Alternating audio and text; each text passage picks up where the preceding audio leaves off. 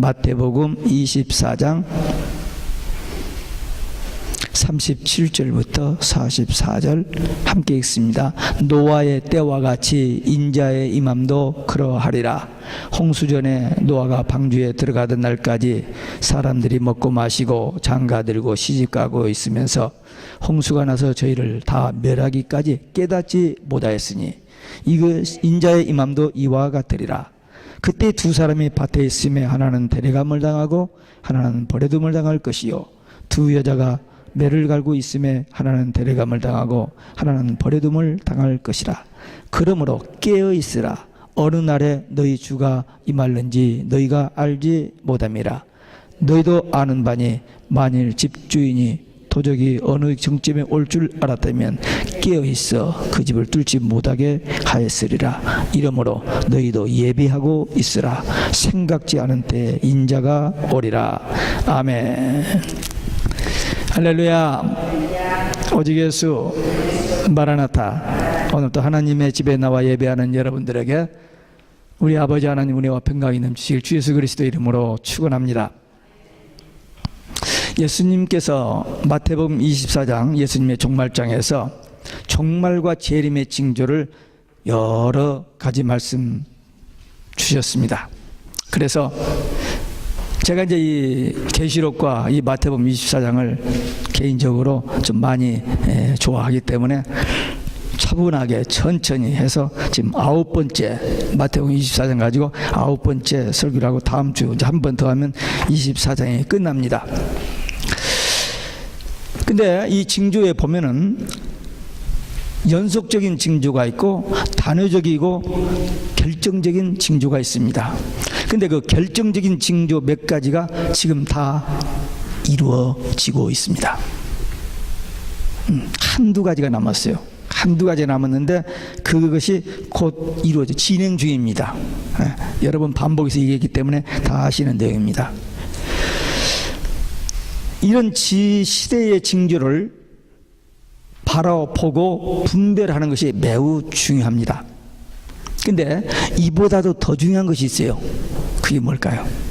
이 시대적인 성경을 통해서 시대에 돌아가는 것을 보면서 이런 징조를 분별하는 것이 참 중요한데 그보다도 더 중요한 것은 뭐냐? 재림을 어떻게 맞이할 것이냐. 분명히 주님이 재림하신다고 하는데 우리가 예배하고 준비할 것이 무엇이냐? 충성스러운 준비냐 불충한 준비냐에 따라서 우리 운명이 결정됩니다. 영원한 생명이냐 영원한 멸망이냐. 이 시간 이 충성된 종에 대해서 살펴보려고 합니다. 어떤 사람이 주님이 원하시는 참 종이요 충성된 종일까? 나는 어느 편에 속할까? 아까 조금 전에 어린아이들에게 세 가지 친구에 대한 얘기했습니다. 오늘 우리는 어떤 종이 되어야 할 것인지 한번 우리 마음속에 준비하면서 말씀을 받겠습니다.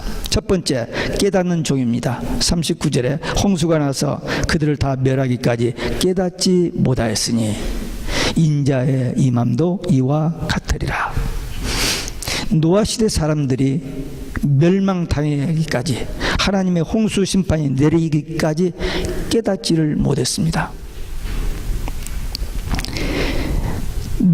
노아 홍수 때 사람들이 망한 이유가 깨닫지 못했기 때문에 당시 사람들이 하나님의 심판에 대해서 전혀 감각이 없었습니다. 죄에 대해 취해 살았기 때문에 죄를 즐기며 음란한 생활을 추구하며 정욕대로만 살았습니다.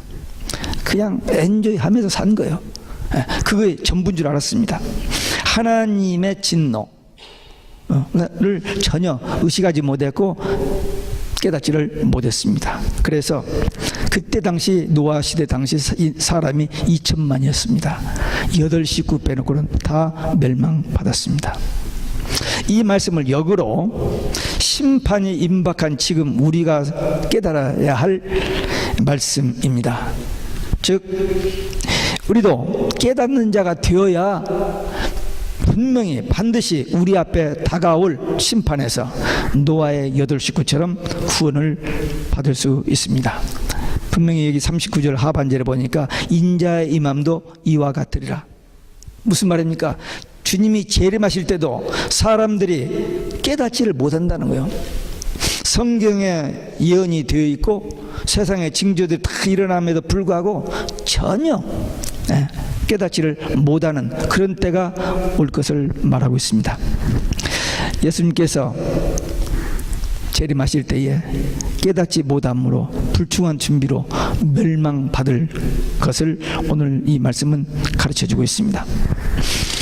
재림할 때, 예수님이 재림 때에도 심판에서 자유할 수 있는 관건은 뭐냐? 깨달음입니다.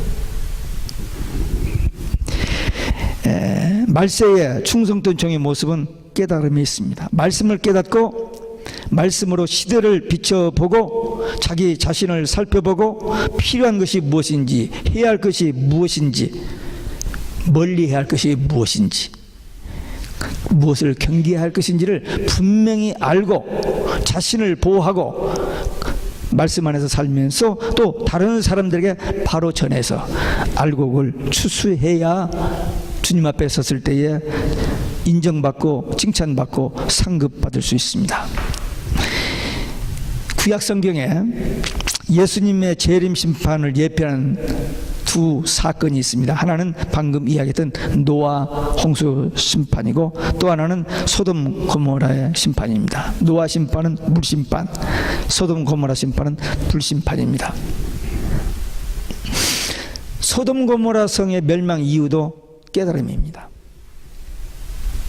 당시 소돔 사람들은 죄를 지적해도 감각이 없었어요.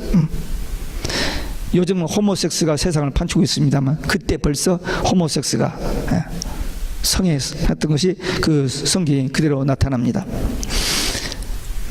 천사가 롯의 집에 와서 하나님의 심판을 예고했습니다. 그런데 그 말씀은 듣기는커녕 그들을 성욕을 충족시키는 표적으로 삼고 내놓으라고 했습니다. 그들을 눈을 멀게 해서 다 멀리했습니다. 롯에게 말했습니다. 다른 사람이 누구 천할 사람이 있느냐? 사위 될 사람, 약혼 정혼한 세 사람,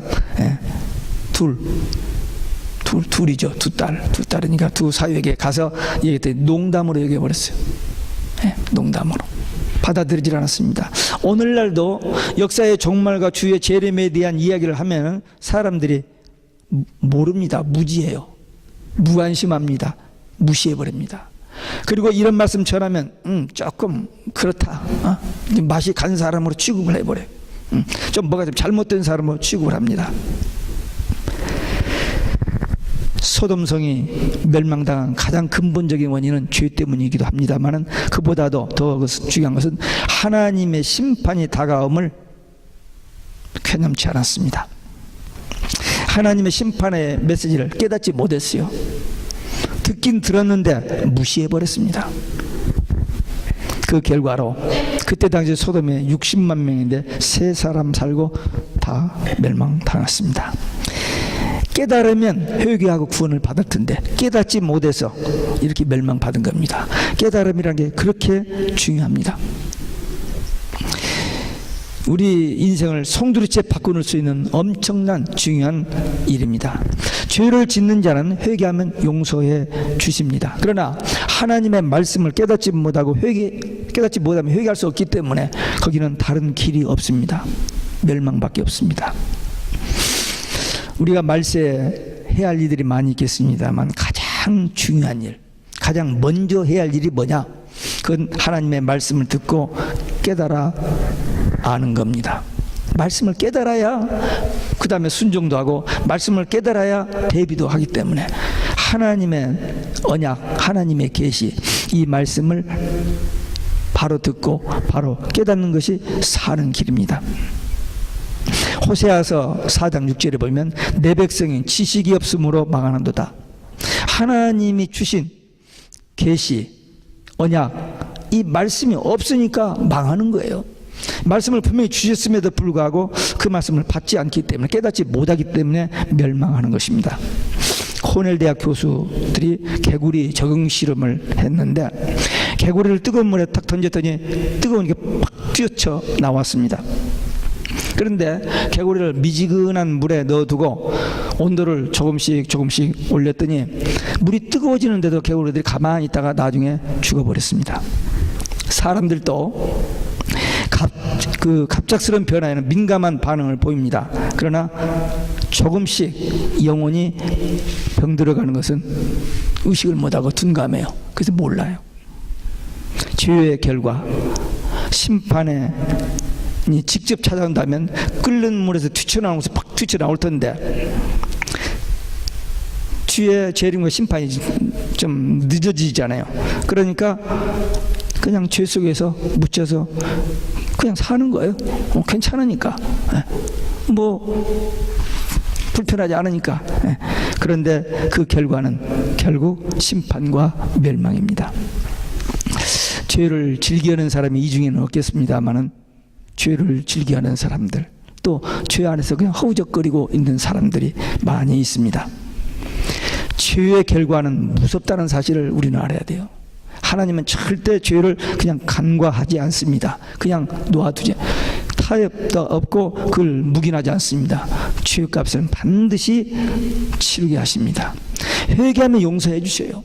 그러나 회개하지 아니하면 그 죄값을 반드시 찾으시는 분이십니다. 그렇기 때문에 우리는 죄에 대해서 민감해야 돼요. 하여튼 죄만은 어떻든 간에 부족한 것은 할 수 없습니다만, 죄만은 우리가 용납하지 않고 죄를 멀리해야 됩니다. 혹시 부족하여 넘어져서 죄를 지을 수 있습니다. 그때 회개하면 용서해 주시고 더 사랑해 주세요. 여러분들도 그런 체험했을 거예요. 자식들이 말을 안 들어요. 마음이 속이 상해요. 그래서 징계를 합니다. 근데 얘가 울면서 잘못했다고 하고 하면은 얼마나 사랑스러운지 몰라요. 더 사랑하게 됩니다. 말씀을 통해서 죄를 깨닫는 자가 돼요. 그래서 회개하여 용서받고 종말과 재림의 때 더 귀하게 쓰임받는 충성된 일꾼들이 되시기를 주 예수 그리스도의 이름으로 축원합니다.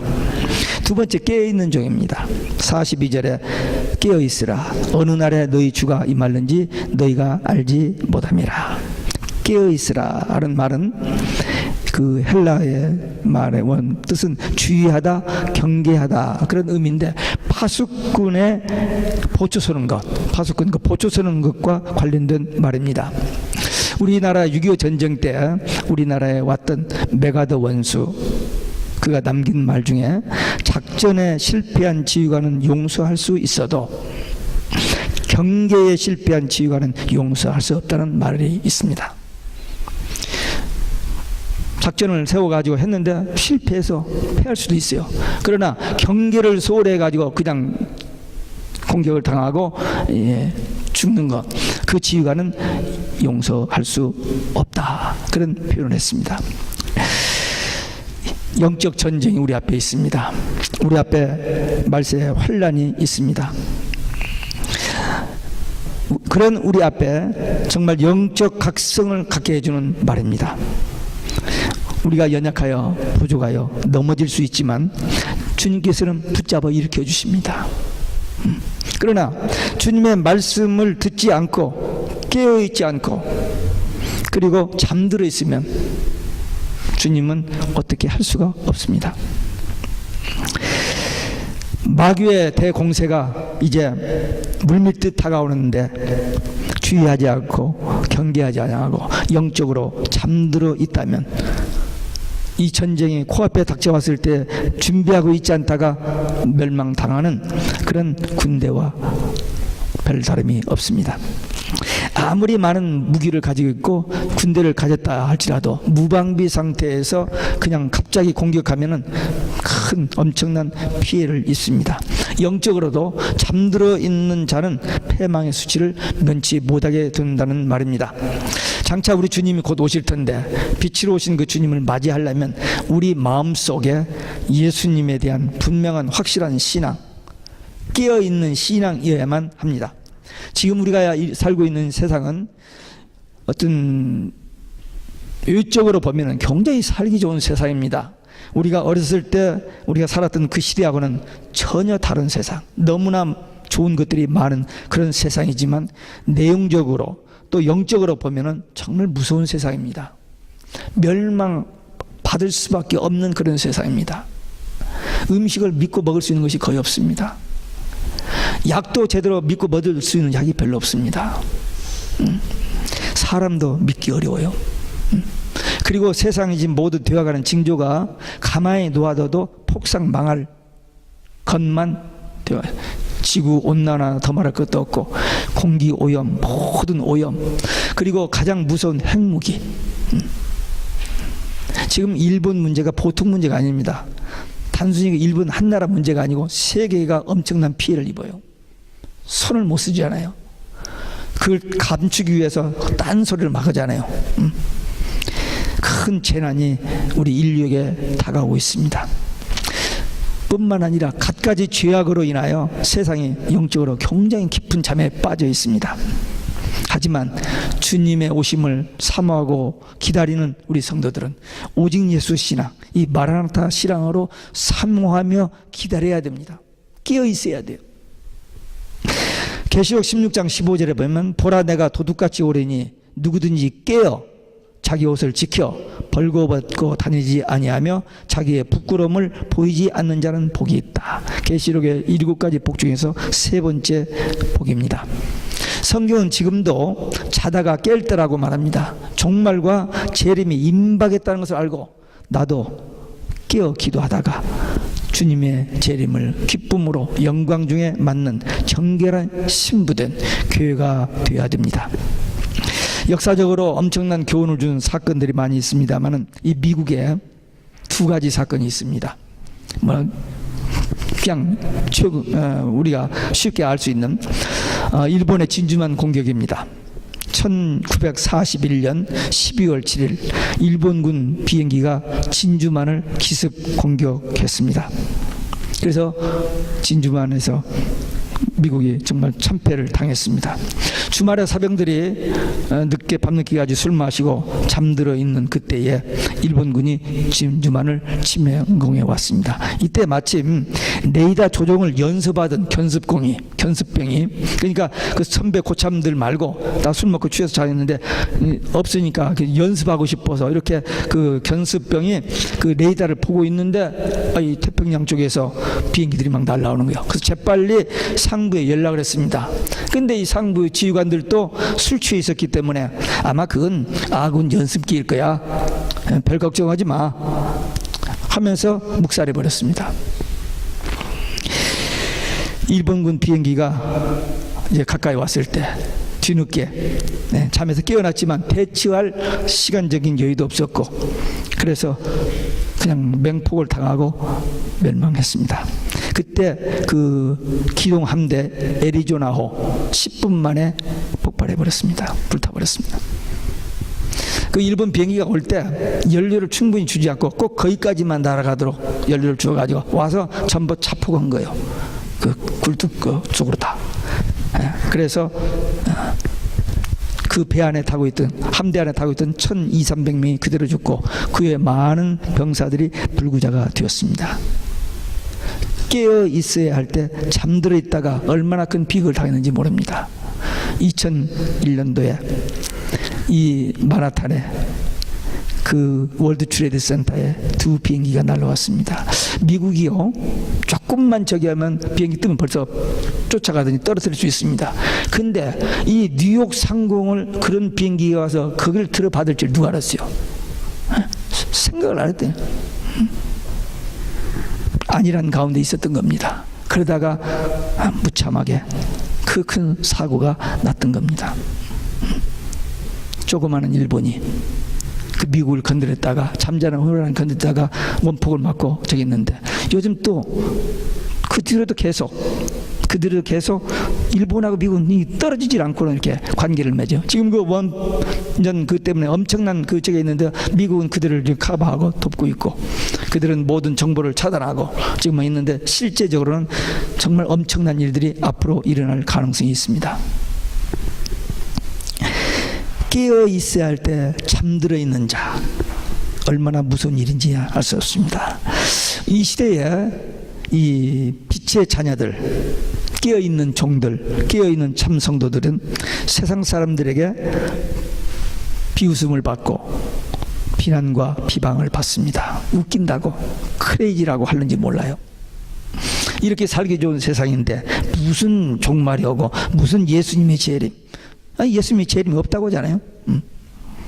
근데 우리는 그래도 모든 사람이 그렇게 가더라도 우리는 끝까지 말씀, 오직 말씀, 그리고 시대의 징조를 깨달아서 주의 재림을 사모하고 기다리다가 영적으로 깨어있는 성도 되었다가 주님 맞이하는 하나님의 사람들, 일꾼들이 되시기를 주 예수 그리스도 이름으로 축원합니다. 세 번째, 준비하는 중입니다. 44절에 이러므로 너희도 준비하고 있으라. 생각지 않은 때에 인자가 오리라. 준비하고 있으라.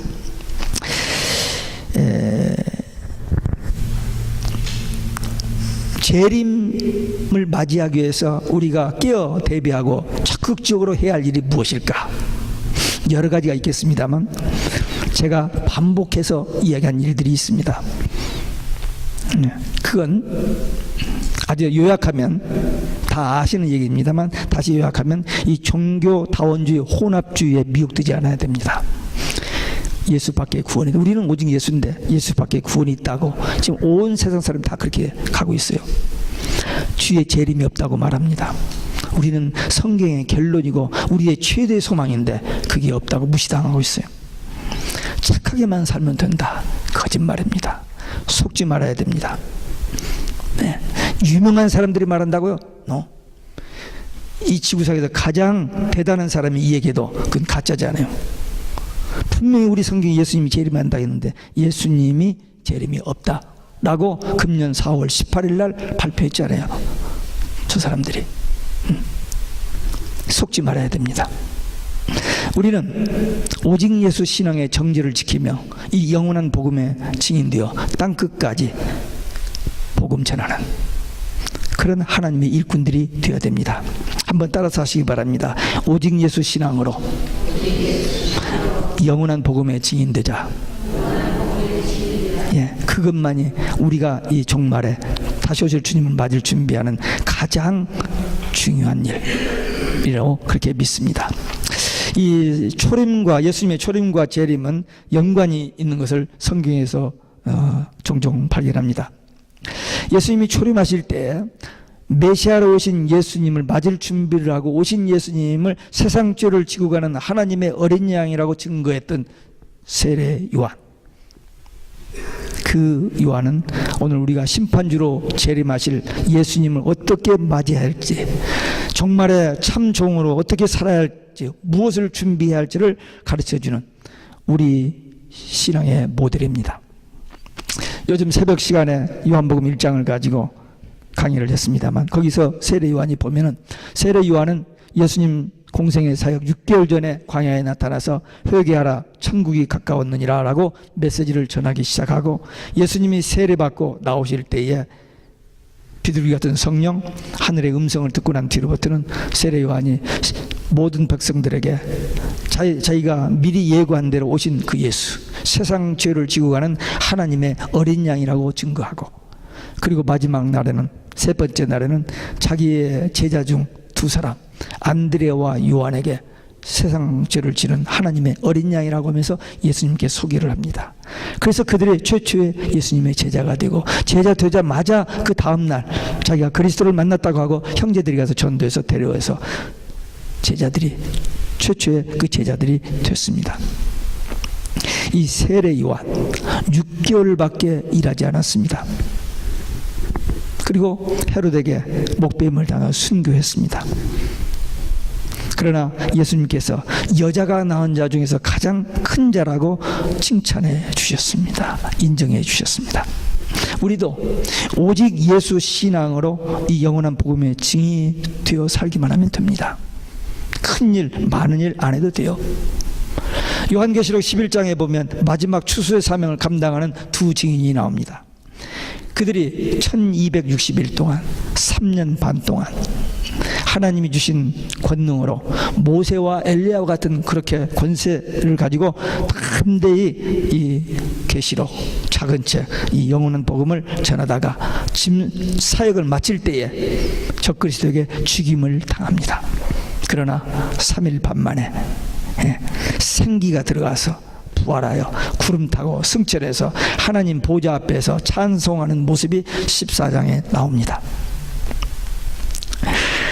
우리도 초림을 예비했던 세례 요한처럼, 또 종말을 예비했던 두 증인처럼 주님의 재림에 대한 믿음과 확신을 가지고 이 영원한 복음을 전하는 종으로 살아야 될 줄로 믿습니다. 우리 신앙의 선배들, 길선주, 주기철, 김익두, 손양원 목사님 같은 분들, 물론 다른 분도 많이 있었습니다만 그런 분들이 끝까지 재림신앙으로 살았습니다. 특성이에요. 초대교회 성도들도 재림신앙으로 살았고 우리 신앙의 선배들도 재림신앙으로 살았던 것을 봅니다. 우리들도 그들을 배워야 됩니다. 그들이 불렀던 찬송이 있어요. 다는 부를 시간이 없고 두 절만 불러보겠습니다. 세상이 끝날이 왔구나. 이 세상 진조로 알겠네. 미련한 신자는 모르나. 신령한 성도는 알겠네. 깨어라 성도여, 주님이 호련히 오시니 등불을 들고서 주 맞을 준비를 다하자. 참신자 위선자 가르고 참정과 거짓종 갈라서 마지막 판가름 하리라. 지금이 그때가 아닌가.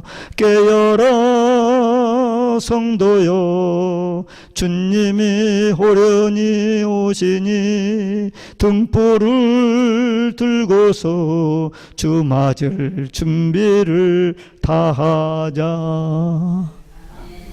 우리도 이런 신앙 가지고 살아야 됩니다. 네. 참 소박해요. 오늘처럼 매끄럽게 뭐 이런 거 없지만 너무나도 신앙의 고백이 담겨져 있는 그런 전성입니다.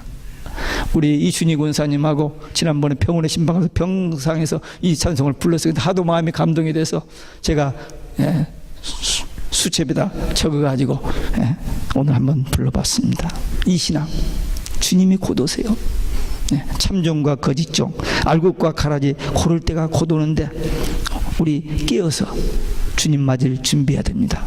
우리도 주님이 곧 오시는데 그분을 맞을 준비, 오직 예수 신앙이에요. 그리고 이 영원한 복음 증인되는 겁니다.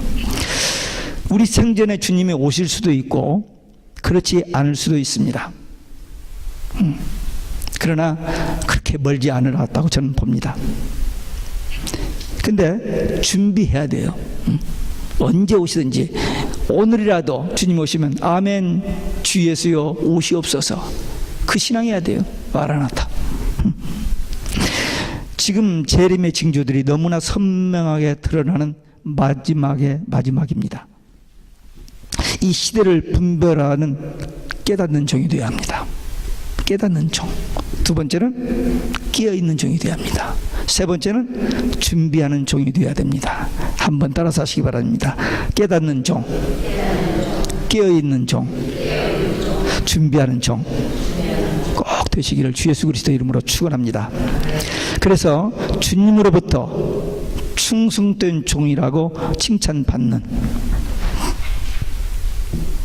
그날이 우리에게 분명히 올 것을 믿고 확신하면서 소망 가운데서 승리하는 믿음의 용사들, 기도의 용사들 되시기를 주 예수 그리스도 이름으로 축원합니다. 기도하시겠습니다.